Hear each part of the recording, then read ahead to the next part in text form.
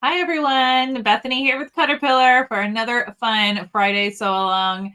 It is Friday. I cannot believe it. It's finally Friday this week. It was a holiday weekend this past weekend. And even though it's a shorter work week, I feel like the shorter work weeks feel so much longer. I don't know, make it make sense. But I feel like we still try to cram a full week into 4 days. So I'm excited it's Friday. I look forward to these with you guys all the time. So I'm happy to be here. We have something fun to do today. We're going to make an applique. Well, I'm going to walk you through my top tips for applique on a beach towel. It's definitely a different process than what you would do for different types of materials that you're appliquing on. So I'm going to give you my best tips here. And then I'm going to show you two examples. We're going to make a mini version, but I'm going to show you two full-size examples and some other things you could do. So we're going to have fun today, but before we jump off onto that adventure, let me know where you're tuning in from. I'm here just outside of Nashville in Tennessee. Hi, Donna. Nice to see you. I don't like holiday weeks. That always feels so much longer. Leslie, same. And I feel like every day this week has been a Monday, except for today. Today has felt like a true Friday. Very busy, but very good. But anyways, what are you guys up to? What do you have planned? I'm excited because I was just talking to my friend earlier today about how I feel like it's the summer slowdown, and I'm starting to embrace that. Meaning, I travel a lot and do a lot of things during the springtime, beginning of the year to springtime, and then into the fall, into the holidays. There's just so much more going on those 2 times of the year for me. But the summertime, I feel like it's kind of a bit of a slowdown. Some people have a lot that they are doing. I don't have a family vacation planned. I have like one little weekend girls trip planned to go sew. But other than that, like my weekends are pretty open, and I'm actually really excited to kind of have that time to get caught up on projects I've been wanting to do. Hi, Jana. Hi, Kathy from Wyoming. Donna's over in Rhode Island. Let's see. Let's see here. Corinne is from Raleigh, North Carolina. That is where my fiance is right now. He's been spending the last 3 weeks there building out a new clinic. He works for an autism clinic, and they have new clinics that they build out all across the South, and they're about to open up a new one in Raleigh. Let's see here. Arizona. Nice to see you guys. Thanks for coming to spend your Friday afternoon with me. I hope what we're going to do today inspires you to try something new or revisit something you probably have done before and make something for yourself this weekend. So let's, first of all, remind ourselves that even though Memorial Day has passed, we did extend our Memorial Day sale a little bit longer. It is ending this weekend. So Memorial Day 25 will get you 25% off all of our Caterpillar products, including bundles on our website. So make sure if you are interested in one of those items, this is going to be the last big promo we're going to do until our June event, which reminds me, we have a big June event coming up. If you did miss the announcement earlier this week, the Handmade Collective is a virtual 3-day event that we created back in March. And it was so much fun. And we have definitely ramped things up to do a lot more in June. And so we would love to have you join us for that. If you're not signed up for our email newsletter, that's where you're going to get all of those details, plus our social media. But email is the best way to get all that information about our upcoming June event and our announcement of all of our teachers. So if you go to caterpillar.com, scroll all the way to the bottom right-hand corner, there's a place to sign up for our newsletter. There it is right there. It's going to be the 18th, 19th, and 20th. Thank you, Melody, for putting that on the screen. By the way, everybody say hi to Melody. She's in the background today, helping moderate today's live. So let me show you what we're going to do today. Let me pull up the one that I have made. So I love a good beach towel, but I like to personalize them with applique. How cute is this? Ooh, how cute is this? Now, I used big chunky rickrack, but today I'm going to show you, I'm going to do it without the rickrack just because I didn't have any more. But I'm going to give you my tips on how to applique on this because, you know, it's terry cloth. It's got all these little loops and it's easy for your needles to get caught in it. So I'm going to give you some tips on how to avoid that and how to get really nice, pretty satin stitching on this. Now on this one, I also added a little of smaller rickrack in a couple of places around the edges. And that's so you can tie your towel to your lounge chair by the pool or at the beach so it doesn't keep sliding off. So anyways, this is what we're going to make today. And by the way, I hand drew this and I literally did the exact same thing for today. So I'll walk you through what I did and then we're going to use some fun tools. Now, the kicker here when doing applique is following the tips that I'm going to give you today is going to help your applique last a lifetime. And I have an example of that. So my mom, being the sewist that she was when I was growing up, still is, she made me a beach towel when I was little. I don't know. I want to feel like I was like 7 or 8 or 9, like somewhere around in there. It's been a hot minute. Okay. This beach towel is old. So we're going to look past the fact that the towel itself is fallen apart and stained. But what I want you to notice is how nice the applique still looks on this towel because she did it the right way. And what I'm going to show you is if you do applique the right way, it should last longer than the towel or whatever you're appliquing onto. And by the way, I use this towel every summer for ages. I mean, I still have it. I'll never get rid of it. It's the only thing I ever had growing up that had my name on it. Melody can attest to this. It's so hard to find things with your name on it if it's not like a common name. So she did these fun little sunglasses and my name on it. And the towel, it's got stains and stuff. I don't even know what all this is from. There's a hole in it back here. But the applique looks stunning. There's a hole right here and here. But because she did the applique correctly, it has withstand over 30 years of wear and tear. Now, I don't use it anymore. It's kind of like a keepsake for me at this point, but I just wanted to show it to you to show that these tips that I'm going to show you, the same ones I've learned from my mom and from other professionals who do applique like this, I'm going to pass those on to you because I want your applique to last just as long as this, if not longer. I will probably have this towel for the rest of my life. So, yes. Let's see here. Never had anything with my name on it either. Yeah, me neither. Beautiful. That must have been a labor of love. And you know what? I love that you call that out, Jana, because she hand cut. Let me see here. Back then, she didn't have Caterpillar light boards to trace. She had to like hand trace all of this without a light board. She had to hand cut all these little letters and everything. I mean, it was not an easy process back then. Thankfully, we have amazing tools now that do make that process easier. So let's kind of go through the tools that I use and what we have a Caterpillar that will help make this easier. And that's what we're going to do right now. So hope I can do that as well. Eileen, I promise you can. It is so much fun. And the next thing you know, you're going to be putting applique on everything. I actually saw a friend of mine do this on a beach towel, and it was like in a beach ball. And it was so cute. But we're just going to do a little flower because I thought I'm just going to doodle something. And that's what we're going to stitch onto this towel. So let me switch to my overhead camera and kind of show you some of the supplies I have. Obviously, I have my Glow Premium 2 light board here that doesn't have to be plugged in. It's charged up and ready to go. I did put the glass top on top because we are going to be pressing. So let me move my keyboard out of the way. I don't want to click on something I don't need to touch. All right. So I went ahead, just because, you know, TV magic over here, I went ahead and cut out a few of the pieces that I had drawn. So I have my stem, and this isn't Rick Rack. This is just a fun fabric I had. By the way, these are all scrap fabrics.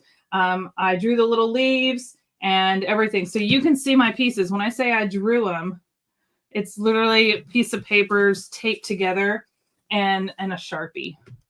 So that's what I did. I laid out my towel. I put the papers down. I taped them together, and then I just started drawing my flower. I wanted one of those kind of flowers that was leaning over like my other one, and these are just simple little leaves.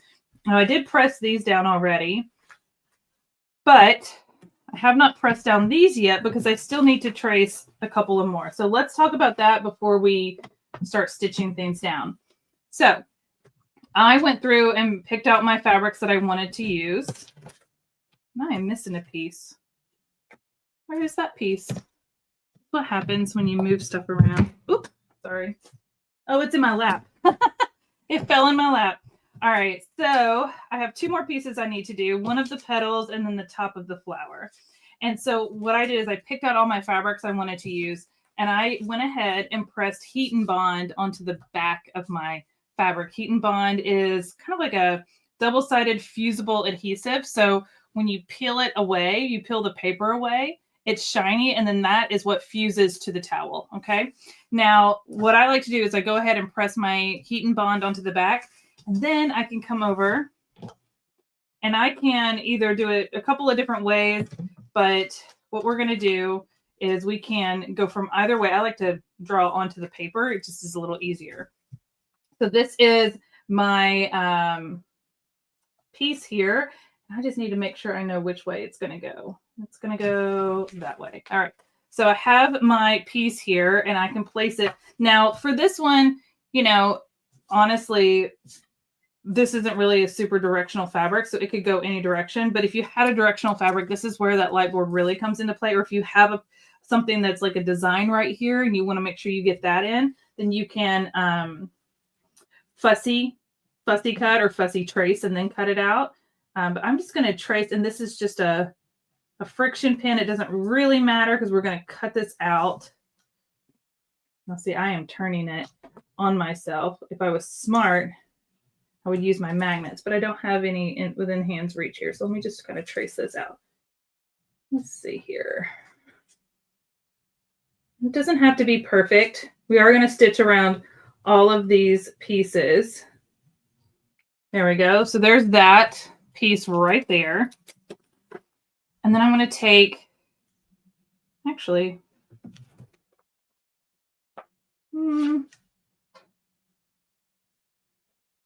yeah, that works. I think I was going to do it the other color, but that's okay.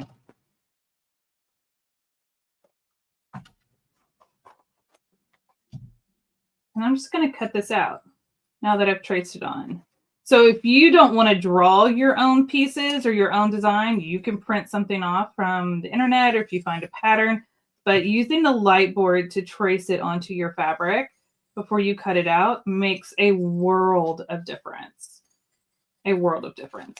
I was in here before we went live, tracing and cutting out some of those other pieces, so we wouldn't have to spend so much time on that because it's kind of repetitive. But there's one piece right there. Just throw that on the floor. And then I need to do this piece as well. So let's line that up. This is like the top of my flower. And even with dark fabrics and light fabrics, you can still see through that so well. I kind of want to make sure that this one is going straight in the direction of my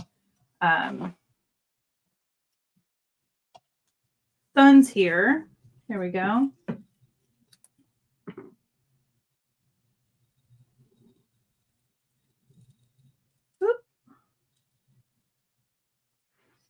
I feel like I hold my breath when I trace stuff.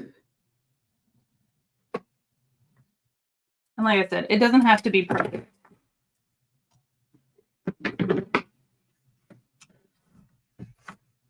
Kids' coloring pages for designs are great. I wouldn't try to do anything too intricate, unless you are going to, well, I'm going to show you how I'm going to applique this on today. But depending on the type of stitching you want to do, you can do different types of intricate designs. For a beach towel that's going to get a lot of use, would recommend sticking with more of a satin stitch, which I'll explain what that is in just a second. So there's my 2 additional pieces I needed. So you can see how I use the light board to trim all of that out. Now, once you get them cut out, there's that little paper backing, and we can just take that off, and you see how shiny it is? That's the other side of the adhesive. And that's what's going to adhere it to our towel. So satisfying. So satisfying. All right, so there's those pieces. And I'm going to bring this over. And like I said, I just hand drew this today, which is super fun. I need to pull the paper off of those. But we can just place and start having fun with this. So let's see here. Oh, come on. Getting that little paper backing off in the corner can be a little tricky to start. There we go.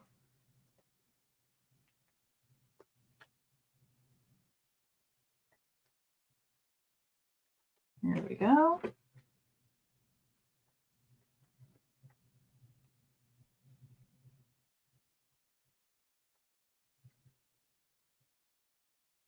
So there's my little flower. How cute is that? So what we would need to do now is press this all into place. Now you'll notice I did the blue is on top of both of these, and then my yellow is kind of slid right up underneath the petals, just a little bit. We're going to stitch over everything, so it'll be totally fine.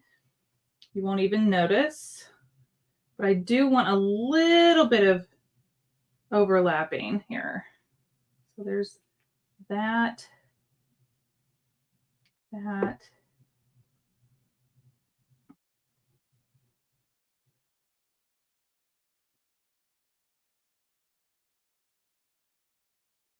Here we go. All right, nobody breathe. My iron shut off, but we're going to do a quick little press, and that's going to fuse all of this in place. So when we go to stitch it, nothing's going to get shifted around. Hey, Mindy. Mindy just said hello. Mindy attended my recent sewing retreat. So she's a beginner sewist, new to sewing, and I'm so glad that she came. We had so much fun hanging out with her and her sister Kelly. So I'm so glad that you're here. All right, so I'm going to use my little iron. And remember, I have the tempered glass mat on top of my light board. I think it helps me when I leave the light on for a reason, because I can see how much I'm overlapping in some of these areas, and it makes a big difference. Actually, there we go. Now, once you fuse this on, it's on there, okay? So just know that you want to make sure you get it in the right place. I do not have this to the highest setting. We are pressing a terry cloth. So it doesn't need to be like we don't need to scorch it or anything. But yep, it's on there, it's pressed in place, and we're good to go. Now, you could be done here and not stitch it down, but if this is a towel that you are going to use, you're going to want to secure this more, because this will not last very long just like this. So we're going to do what's called a satin stitch, but before we do a satin stitch, we're going to stitch down the stem here. And this is where you can have fun with the stem, with the leaves. You can do fun different things. I like to do a zigzag stitch down the stem. It adds some fun texture. I'm going to show you on this one. Since I did it with rickrack, I did a zigzag stitch all the way down the rickrack. So it kind of stands up a little bit, which is super fun. And then I did satin stitch around the petals. This satin stitch is that bold outline. And we're going to do that on that flower as well. How fun is that? Okay. Now, terry cloth. Let's look at this. You've seen it before. Look at all the glitter and stuff that's on this thing. It's got loops. We've all seen a towel before. It's loops on the front, loops on the back. So it makes it so soft and cozy and absorb water. But we need to secure our stitches. So one thing you'll notice, and I've never taken it out, but I could, is this is a tearaway stabilizer. I just have never taken it out because I've actually never used this as a beach towel. But we're also going to use a second stabilizer, because we want to stabilize our material from the front and the back on this type of project. And you're probably going, I've never put stabilizer on the front before. I know it's a little weird, but remember, our loops are not just on the front, they're on the back as well, and we need to stabilize both. So to stabilize the back, I'm going to use a piece of tearaway stabilizer. And it literally just tears. It's so easy. Okay, so I've got my tearaway stabilizer.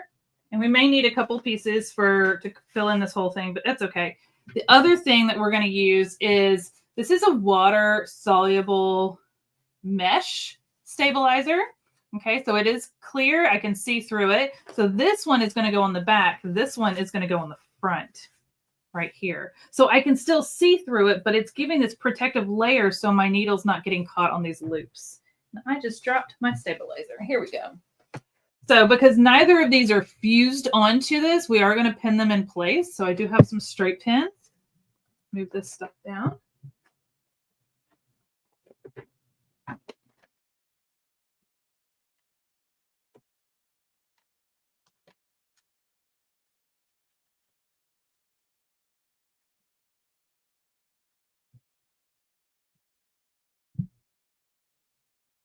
Now, what's cool about this one is it is water soluble. So once you're done, you can trim off a lot of it, but then the rest of it will just wash away, which is so fun. So, so fun. There we go. It's really satisfying to do that. I love anything water soluble. It's super fun to play with. So I'm going to grab my front stabilizer, my towel, and my tearaway stabilizer, and I'm just going to pin that down to my towel in a couple of places here.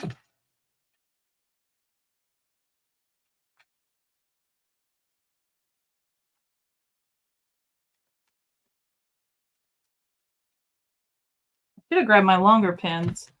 Do I have them? I think I do. Yeah, I do. I should use these.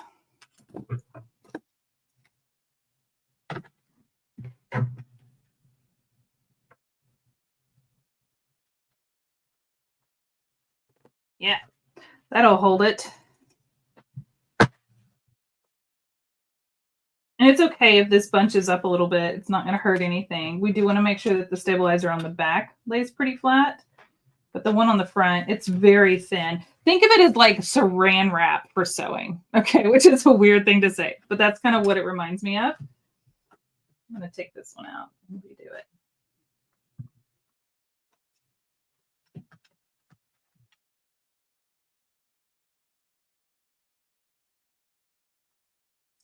Nancy asked if I pre-washed the towel. I did not. I literally bought this at Walmart last night. So, because I was like, oh, you know what? I need a towel. And this is just a hand towel, but they make like the bigger ones. You can use a pre-washed one. I mean, towels don't usually shrink up that much, so you should be okay. But, you know, if you use a pre-wash, if you want to pre-wash it, you can. It's totally up to you if you want to do that or not. I did not bother with this because it's a hand towel. I'm probably not going to get a ton of use out of it. All right, let's flip on over. Okay, so I am going to switch over to my machine here. And I'm going to show you one thing I have on my machine is my walking foot, which I think is important to note because we are going to be going through a couple of materials here. So we've got the stabilizer on the back. We've got the thick towel. It's a pretty fluffy one. And I've got that clear, we're going to call it saran wrap, but the water soluble stabilizer on the front. And I want to zigzag stitch all the way around this stem to secure the stem in place. So I'm going to go all the way up and around to the flower. Where am I? Up to this flower here. I'm going to stop right before the flower. And then I can also like maybe even stitch either across here or I can stitch around. We'll do a little around one of the leaves just to show you that. But to do this, I want to use my walking foot because, like I said, I have a lot going on here and I want to keep it nice and secure. I'm going to start right at the edge of my piece here, my stem. Now I have set my machine to a zigzag stitch. It defaults to a 5mm stitch width. You can go wider, you can go more narrow. For this, I think I am going to go a little bit wider because I'm not going to satin stitch around these edges. So I want to make sure I'm capturing as much as possible. The default on my machine is also a 2mm stitch length. We're going to start with that. We can always change it and see how it goes. I'm going to back stitch just to secure. I am using a lime green thread. One thing I wanted to point out to you, where did I put all my threads? I had them all. Oh, they're right here. I am using rayon thread. Okay. So rayon thread is going to come in a very shiny finish, which gives it that satin shiny look when we do our stitches, especially the really bold outlines. And it is great for embroidery. So it's basically an embroidery thread. Okay. It's called rayon. And yeah, you cannot go wrong with these. Now, with rayon threads and embroideries, you don't really want to press them once, you know, you don't want to put a hot iron to them. They can melt. They are not cotton.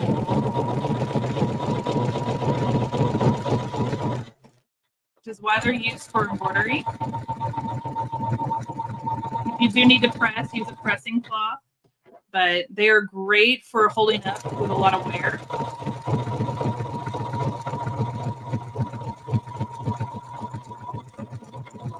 I'm just following my design here. We can stop and see how this is turning out so cute. This is also a fun time to use variegated threads, meaning threads that change colors as you are stitching. So that's a fun one to do. So then you get a little more variation instead of just a solid. Now, when you do stop, you need to stop and leave the needle down and lift and pivot. Don't do that with your foot or your needle up. So when you're going around any curves and stuff, we're going to be doing a lot of pivoting. And I always recommend stopping on the right-hand side with a zigzag.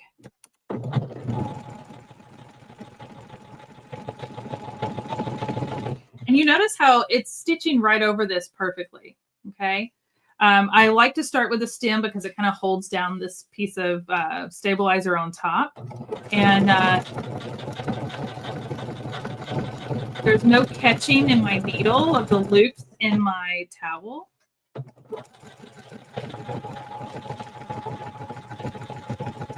I'm using a universal needle for this. You could also use a ballpoint needle for this because a ballpoint needle is great for things that have loops. They're recommended for knit fabrics or French terries or things like this. So you could absolutely use a ballpoint needle. All right, so I'm back to the end here. And I'm going to do a couple little back stitches. And it's going to tie it off. And there we go. So I have stitched all the way down my stem. How fun is that? Now you could also do like a fun little decorative stitch. That would be super cute. What I'm going to do now while I have this green thread in play, and by the way, I am using white thread on the back. It pulls the green to the back a little bit, but my white thread is in the bobbin because I just want the white to show up on the back, which you'll see when we get done. All right, so now I'm going to go through and stitch around one of these little leaves here. And this time I want to start right inside of the petal. I am going to shorten the width or lower the width of my stitch to about 4.5. We'll start there and see how that works. And I am going to lower my stitch length down. Let's see, how low can I go? I can go down to 0.3, but this is so thick that I don't think I'd ever get around this. So I want my stitches really close together, but we're going to go up to 0.5 and see how that goes to start. And I'm just going to stitch a few and then do a little back stitch. And once I get going, I'm going to give you some of my tips for doing the satin stitch. This is that satin stitch.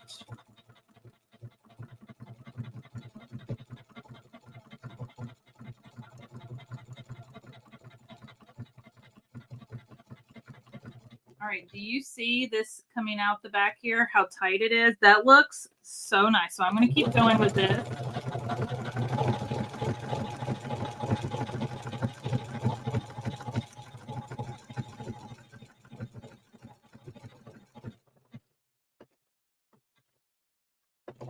All right, I'm leaving my needle down in the right position of my zigzag, but look at how nice the satin stitch is. So I took my stitch down to 4.5 width because this is a pretty small piece, so I didn't want it to be all consuming of this piece. And then I lowered my stitch length to 0.5, making my stitches much closer together. Do you see that difference between here and here? I'm going to pivot to my fabric and go down this other side, and then you'll probably, once I get to the other end, I'll stop and show it to you. The other thing I like to point out is I am, can you see that? Or is that too much light? Sometimes my flex light makes it too bright with on camera. So one thing I like to point out is I am putting most of the zigzag onto my applique piece. The right side of my zigzag is just off the edge of the applique onto the towel. That is the key for making your applique last so long. Most of the stitch, when you're doing a satin stitch, needs to be on the fabric, and just off the edge is the right side of that stitch, okay?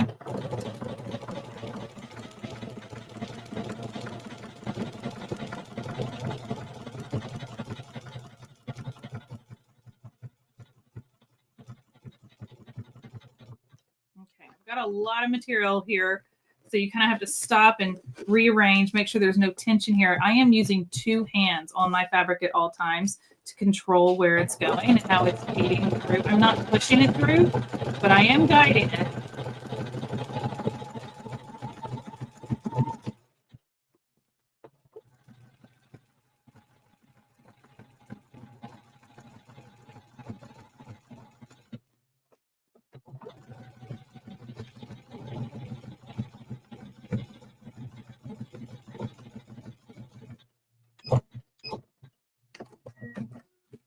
All right, so there is my cute little leaf. Let me pull this out and we'll go back over to this camera. Oh, wrong camera.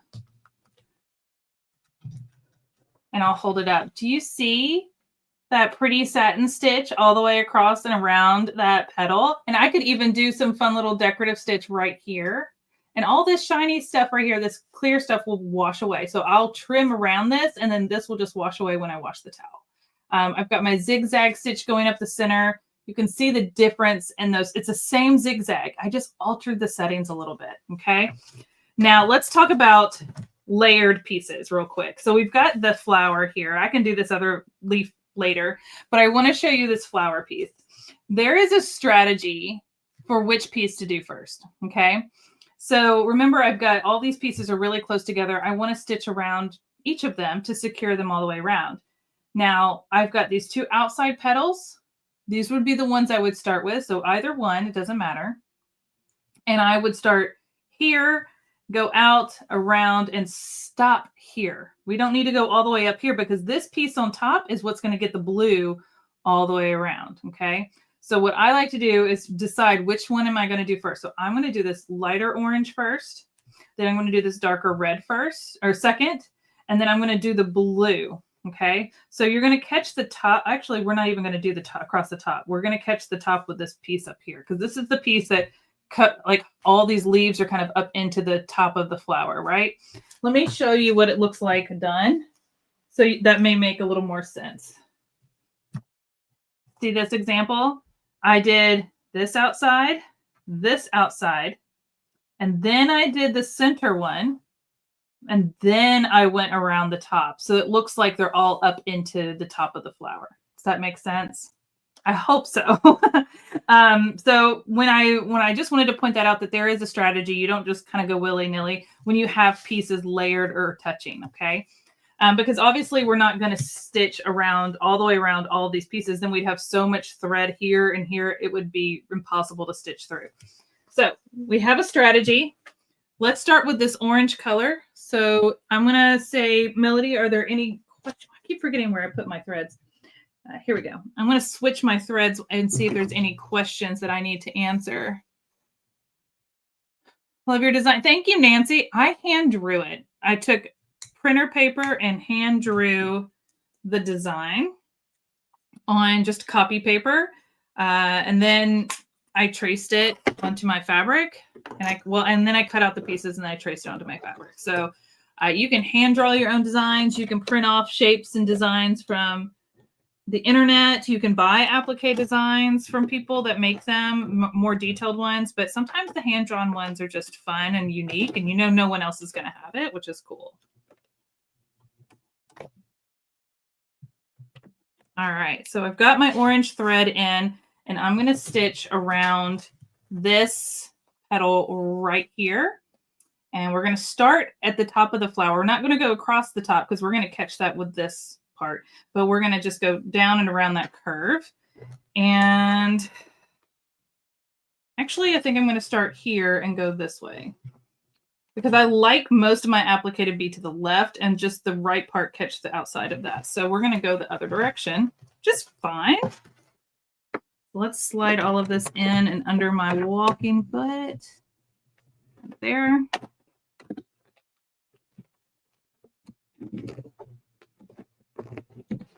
Oh, I caught my towel. There we go. Let's see here. And I like to just kind of use my hand wheel to see. Yep, that's perfect. To lower my needle to decide exactly where my starting point is. I'm right at the edge of the blue.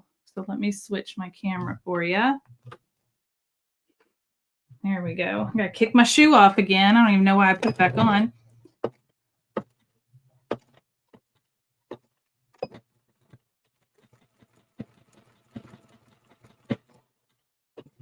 All right, I want to lift and kind of pivot a little bit. I know it's hard to see, but this edge right here is just to the right of the center of this foot. I am putting, I would say 98% of that zigzag stitch goes into this fabric, and just the right side of my stitch catches the edge of it.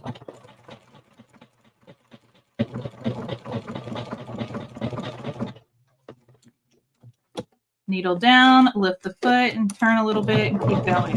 This is going to help you get a nice smooth curve in your stitches because these are like taking a highlighter and outlining your design. So it really makes them stand out and pop. So it's good to kind of take your time and practice.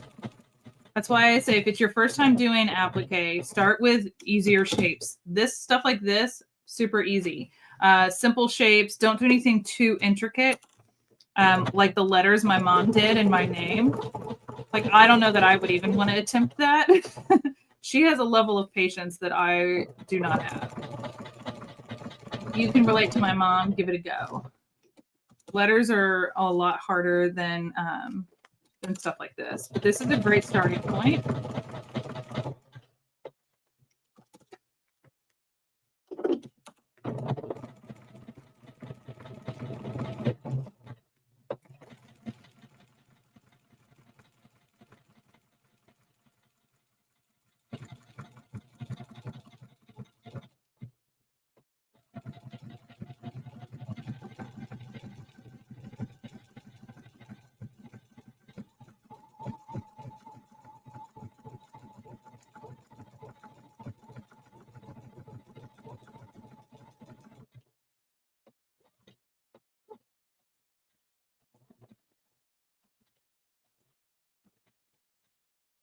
I'm doing just a couple stitches up into that yellow, but not far.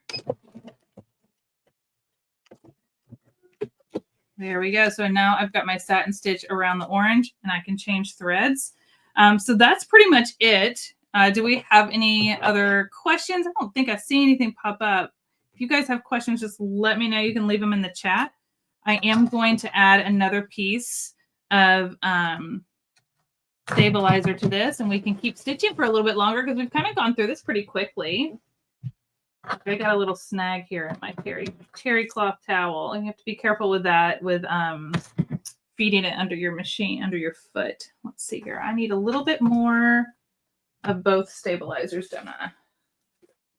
It's okay if you layer your stabilizer. Better to have too much than not enough. You'll notice a difference in your stitches if you feel like, oh, it's just right at off the edge. It's okay. It's not. It really does need to be stable. So we're going to put another piece of stabilizer under here and another piece of this clear on top. Just a little piece is all you need.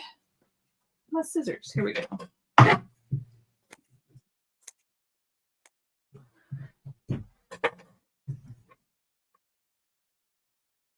There we go. And my pins. Where did my pins go? I like these long, flat ones. They lay nice and flat.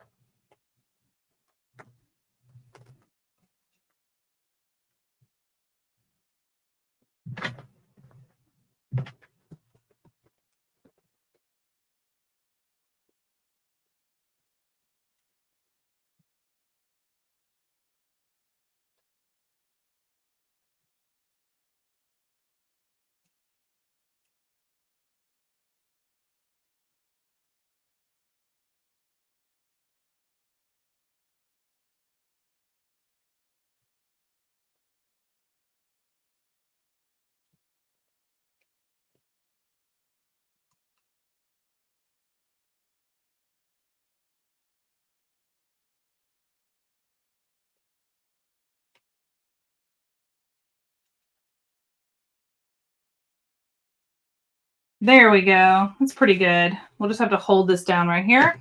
All right, so I'm going to change to this darker reddish orange color. I picked out a different color for that one, so I'm going to swap it out really quick. Would this type of applique be referred to as raw edge applique? Janet, actually raw edge applique would be what I did here down the stem because there is a raw edge, meaning I didn't sew on the edges. When you sew around these edges like this, that's a satin stitch, and that's traditional applique style, and it's the most secure type of applique. And so this isn't raw edge because it covers all the edges, whereas this is raw edge. Whether I did a zigzag or a straight stitch or even a decorative stitch, I didn't catch those edges. So those edges over time are going to fray and show a little character, which is fun and part of that process and that intent. So I've done raw edge, applique. What was it? I did the quilt block on the front of my pink sweatshirt. I just used a blanket stitch, so it didn't cover. I did it around the edge, but it didn't cover the entire edge like a satin stitch. And so as I wash the sweatshirt, the edges of that quilt block kind of fray and create more texture, and it's really fun. It's part of the design. So it's super fun to do those. I'll put the lid back on that so I don't drop those all over the floor. But yeah, so there's different types. There's raw edge, there's satin, there's turned edge where it looks like your applique is like floating on top, which is super fun. I've taught so many applique classes over the years. They're a lot of fun, and there's so many different ways to do applique, and everybody has different things or preferences that they like. But there's no like true one way to do applique. There's a lot of fun ways to do applique, and you get a different look and style with all of it. All right, so I'm going to come back in here and drop my needle and my foot, and we'll switch back to this camera over here. Here we go. And we're going to stitch around this edge real quick. After looking at this, I probably could have made this even more narrow, like a little tighter, so you don't see gaps like right here. It's kind of hard to tell sometimes until you start stitching because this is a thicker towel. If you do it too short of a stitch length, your material won't even want to feed through. This is where that walking foot really comes into play.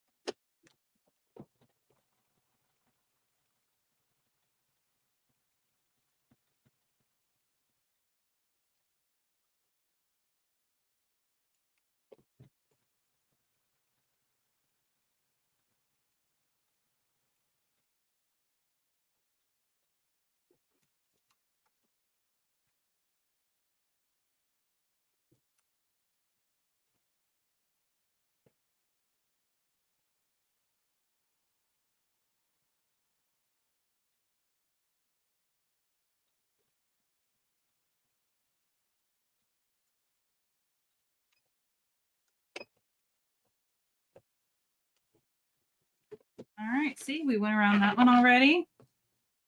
I'll trim my little thread here. So next would be the blue and then the yellow, and that's it. It's so fun.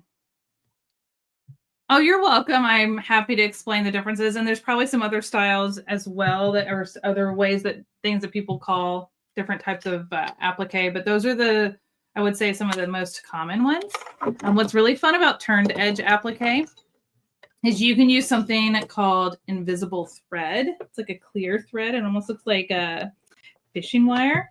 And it, when you stitch down your turned edge applique, because it's got a turned edge and not a raw edge, it will not fray. So it's got a finished edge. And when you use a clear thread or an invisible thread, it looks like it's not even stitched down. It literally looks like it's floating on top of your project. Just super fun on top of the fabric. All right, so I'm going to stitch down this blue real quick and let you guys watch that one.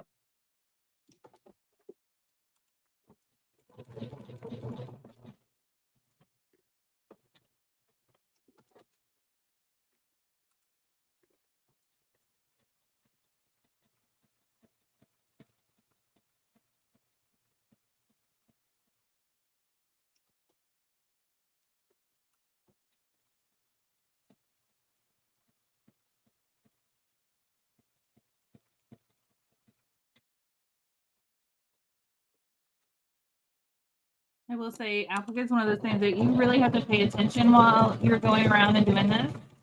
So I'm not usually this quiet while I'm sewing and hanging out with you guys, but I have to like hyper focus.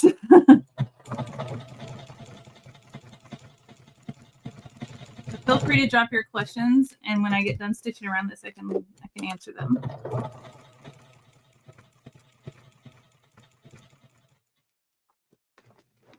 Well, look, I forgot to leave my needle down.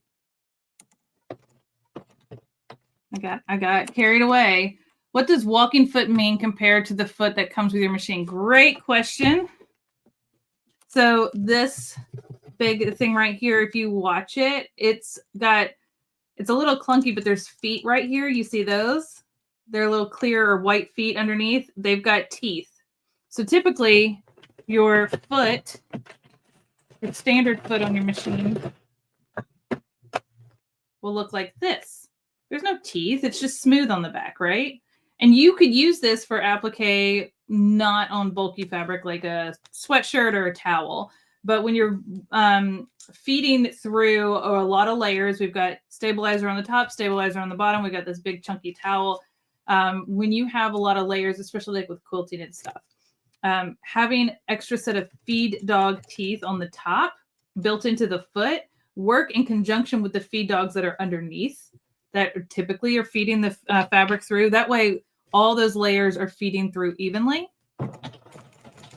making it a lot easier to sew. This is kind of bouncing up and down across my fabric, whereas a regular foot would just be sliding across of it, where you would kind of get some shifting, right? Especially with all these layers. So it is a little bulky, it's a little clunky, but it makes a world of difference.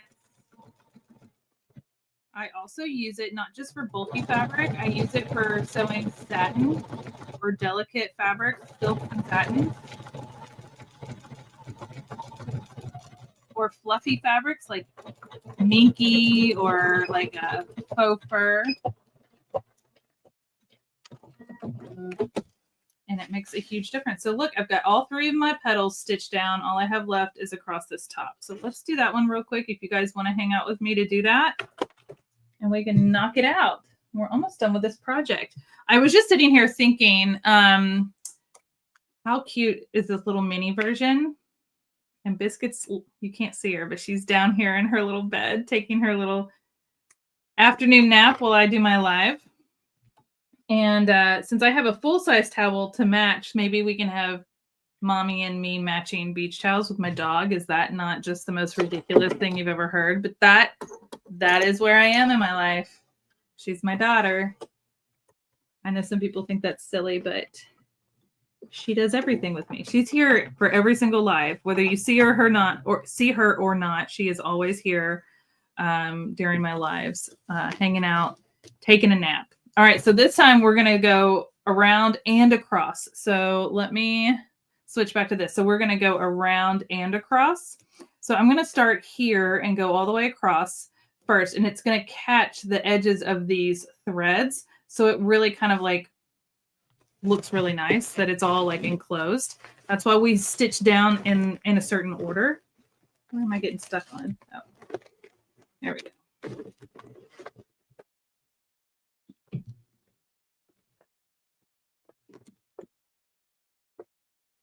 All right.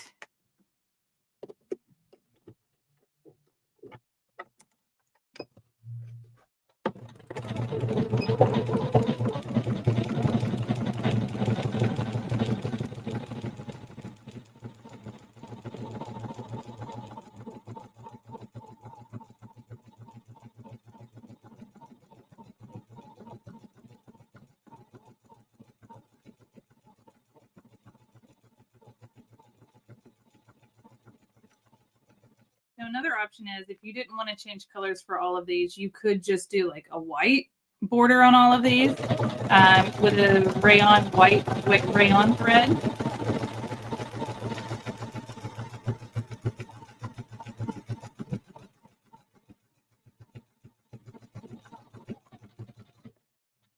I'm going to stop in the right position. Actually, I'm going to go one more stitch.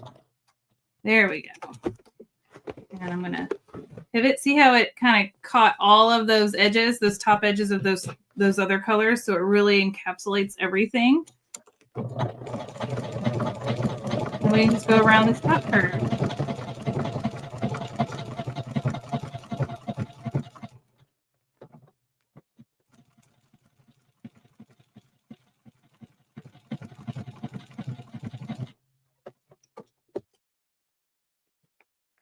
No such thing as silly when it comes to loving our dogs. Thank you for validating my crazy dog mom era that I'm in.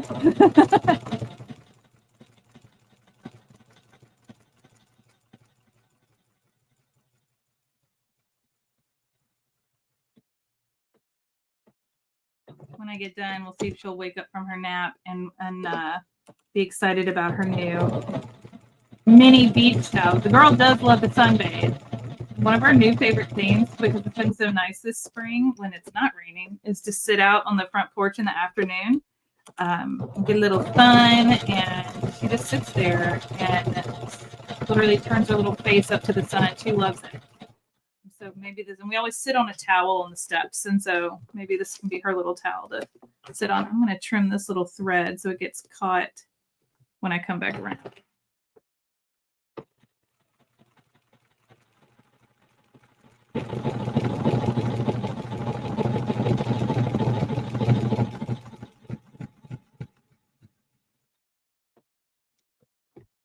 Home stretch.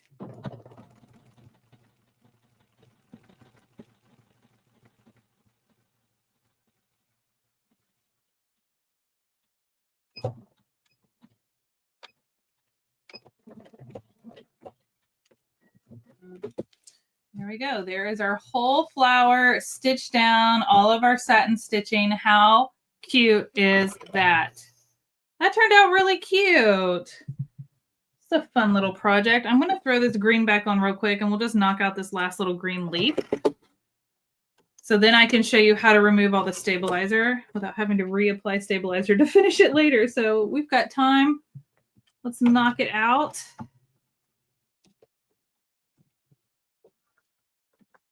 There we go. We'll jump over here. And do it real quick. Kind of hard to see with the layers. There we go.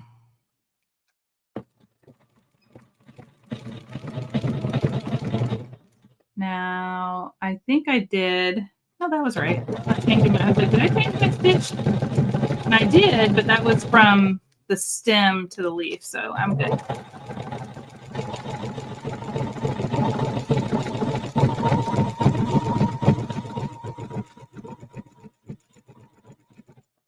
Some people think applique can take a long time, and I think it depends on the intricacy of your design and what you're doing, but you can see how quickly we've gone through this. And I've changed thread colors like, I don't know, what, 5, 6 times?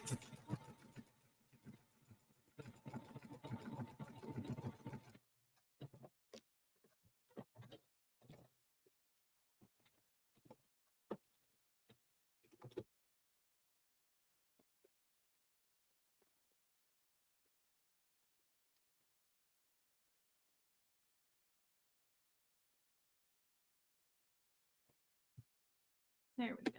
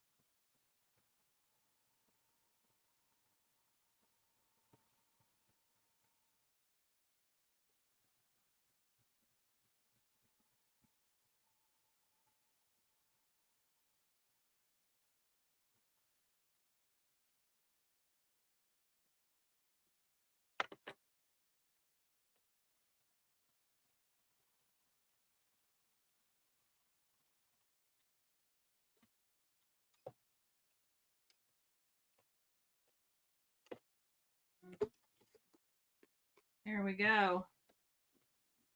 Got 2 leaves. We got it all done. Let me get it out from under here. So real quick, feed dogs underneath, feed dogs built into your walking foot, works together. You can see as I rotate this, how they work together. And it makes getting all of those layers or difficult fabrics or even thin silky fabrics through your machine so much easier. All right, so we've got everything stitched down. Next step is to just remove our pins.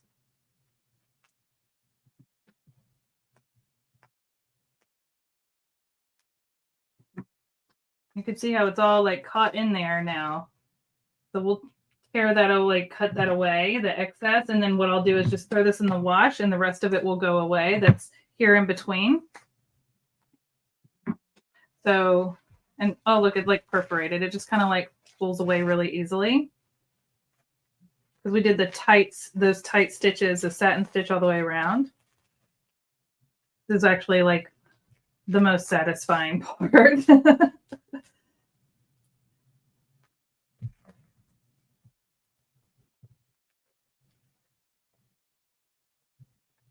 So yeah, all of this will wash away.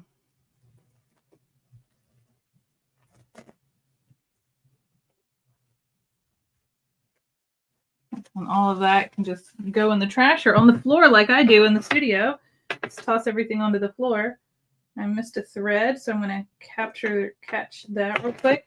Now on the back side, we've got tearaway stabilizer, and it literally does what it says. It just tears away, just like the front. I would recommend not using a sticky tearaway, because if you use a sticky tearaway on terry cloth, it sticks. And it will mess up the back end of your loops on your fabric, on your towel. So use just traditional tearaway. That's why I like pin it in place. Don't use a sticky tearaway. And then you'll go through and trim any threads. And then you'll also want to go and remove it from inside here as well. Otherwise, you're going to get a bunch of paper in your washer. Ask me how I know. What's the ideal tension with satin stitch? Do we aim for balanced stitch or something that is tighter in the back? I like something a little tighter in the back, so you are going to see those colors come through to the back. Even though I used a white thread for my bobbin, so I didn't have to change my bobbin every single time I changed my top thread color. So that is personal preference. This would be something where you would have to maybe play with it a little bit. It varies from machine to machine, and the thickness of your towel will also have an impact on that. But yeah, you're going to want to adjust your tension. I don't mess with my tension. I kind of just leave it as is because and I think mine's at like 3.5 on my machine, but that's what my machine likes. And every machine's a little different. So don't take that as what your machine needs to be set to, but know that that's kind of maybe a starting point if you're unsure. But you did see it gets a little tight because I'm using some thick fabric. And that all got caught here, but I'm okay with that. Like, I want it to last a long time. This is where I would probably take, let's see here.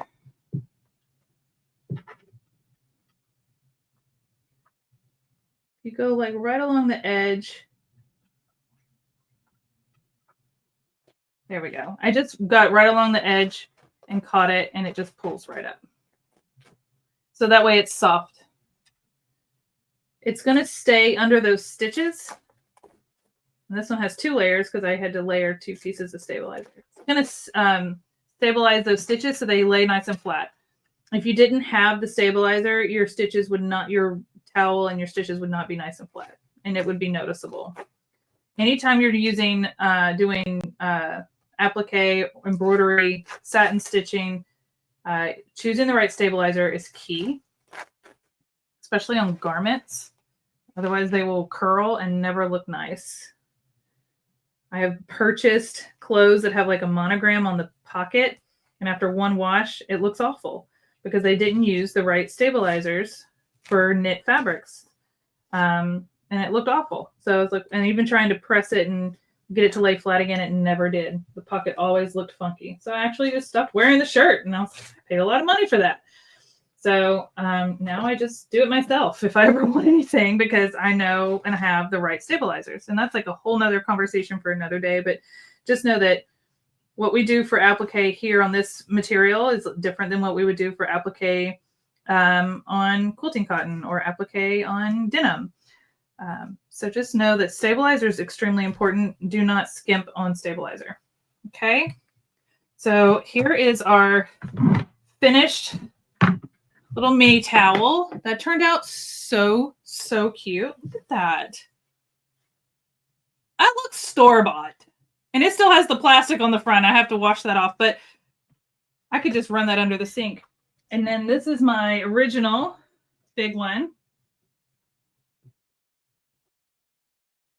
Similar design, similar pattern.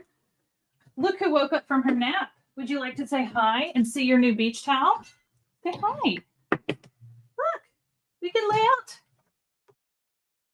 You like it? I think she does. Yeah. Girl loves a personalized project just for her. What do you think? Can you say hi to everybody? Explain why and where a walking foot is used. Okay. So a walking foot is this chunky thing. I wonder if I have another one sitting around here. Let me put her down for a second. I do. Look at that. I always have an extra. So this is a walking foot, and that's what I have on this machine right here. And it has this little bar right here. This bar goes on top of your needle bar. So as your needle is moving up and down, this will move up and down with the needle, which makes the walking foot move up and down. Let me switch to this camera and show you a little bit better. So this is a walking foot. This is that needle. This is the bar that goes on top of the needle. And as it moves up and down, do you see how these teeth right here move up and down? These teeth right here work in conjunction with the teeth that are on the sewing machine so that it feeds the fabric in from the top and the bottom. So with that being said, anytime you're sewing any material that is super thick or multiple layers, like a quilt, when you have a quilt sandwich and you've got your top of the quilt, you've got your batting and your backing, quilting with a walking foot makes a huge difference. Doing something like a beach towel with our stabilizers and everything. I mean, it was so easy for me to sew around this because I use this walking foot. But you can also use a walking foot for times when you're sewing fabrics like satin or silk or slippery fabrics that are, you know, you're trying to sew two layers together and they want to shift and move, right? And you can't really like secure those very well. Like satins, if you put a pin through it, that hole will always be there. So it's hard to secure satin fabrics. I recently did a Mother's Day sew along where we made a satin eye mask, and I used the walking foot, and I kind of talked about tips for sewing satin. So if your fabric is giving you a hard time, throw the walking foot on your machine. You'll never go wrong with having it on there. You can do straight stitches, zigzag stitches, all sorts of things. I just wouldn't do like decorative stitches. You can, but sometimes the decorative stitches have a forward, backward, side to side motion. And sometimes that can be a little challenging with the walking foot because it just wants to feed front to back other than just a few little back stitches. So practice your stitches. Always, always, always practice your stitches on a scrap piece of the fabric you're going to be sewing on. The other thing that's really important is if you're doing stitches like this, satin stitches and stuff like decorative stitches, having a stabilizer on the back, a must. If you want those stitches to lay nice and flat. If your machine like this one has lettering, absolutely put stabilizer behind your lettering so it lays nice and flat. Excuse me. Woo! Ooh, I got a tickle in my throat. Sorry, guys. It's allergy season.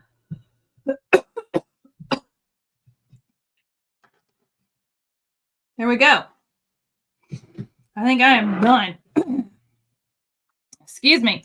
Anyway, so I hope that helps answer your question. Honestly, if you're having a struggle with sewing certain fabrics, throw the walking foot on. It can only help. Some machines like my FOF, they have built-in walking feet called IDT or IDF systems, which really are nice. So then I don't have to put this kind of foot on and I can use any other foot I want. But if your machine is like my Singer here, just add a walking foot. They make universal walking foots for different types of machines. So look at what your machine is and see what's compatible. But you can't go wrong with a walking foot. I feel like everybody should have one. Work smart, not hard. Enjoy the process. You'll enjoy the sewing process a lot more if it's easier, right? So having the right tools like a walking foot is really, really helpful. One time I was sewing, back to Biscuit, I was sewing a little snuggle pouch. So she likes to burrow in the winter and get all cozy and warm. And so they're like little burrow pouches. And the outside was denim, but the inside was like, what is that, Sherpa? Sherpa has a stretch to it. And so the denim did not have a stretch. And so sewing two things together that are not the same, the only way I could have done that was with a walking foot. Otherwise, it's already hard to sew Sherpa because it like is a mess, but it's really soft and fluffy. So that was what was the inside lining. The outside was a denim, so it had more structure. And they turned out super cute, but could not have done it without the walking foot. So when in doubt, throw the walking foot on your machine and give it a try. But this is today's project. Turned out super cute. I mean, this might just be cute in your bathroom or over the stove if you want to do it on a kitchen towel. I mean, how cute would that be? It's super fun. And y'all, this was just scrap fabric I had laying around. Like smaller projects like this, a layer cake or fat quarter bundles, great for stuff like this. Your scrap bin, this was all scrap from my scrap bin. So hope this helps. Super fun. If you have any questions, let us know. We'll be doing more and more applique. We've done some applique in the past as well. I love teaching applique. There's so many different types. As someone asked, how many different types are there? There's quite a few, but you just have fun with it. There's no right or wrong. The only thing is when you're doing the satin stitch, just make sure most of the stitch is on the edge of or onto the fabric and just off the edge of the fabric so it lasts, so that your towel will last as long as this one that my mom did over 30 years ago, probably 35 years ago. And she stitched around all of that in a satin stitch. Even around all these letters have satin stitch on it. The towel looks gross, but the satin or the applique still looks really nice. So anyways, I hope that helps. Hope you guys give it a try. Practice with simple shapes. Circles to practice your curves, squares to practice your pointed edges, triangles to get different angles. Practice basic shapes before you dive into something a little more intricate. And then, y'all, I just drew this. I literally sketched it on paper and then traced it with my light board right onto my fabric. And this is a hand drawn, literally did it like 2 hours before we went live. And it was super fun. So feel free to trace, print a design, make your own design, have fun with it. If you do make something applique or customize a beach towel or something like that, please join our Facebook group, the Caterpillar Creations Hub, and post a picture over there. I want to see what you made. I want to see that you're learning some helpful tips from our lives that we're doing on Fridays. And it would make my day to see that. So if you give this a try this weekend or in the coming weeks or over the summer, by the way, these kind of things make wonderful gifts. You can't buy this at the store. Wonderful gifts. Anyways, have fun. Have a good weekend. Happy sewing. And I'll see you next week. Bye, guys.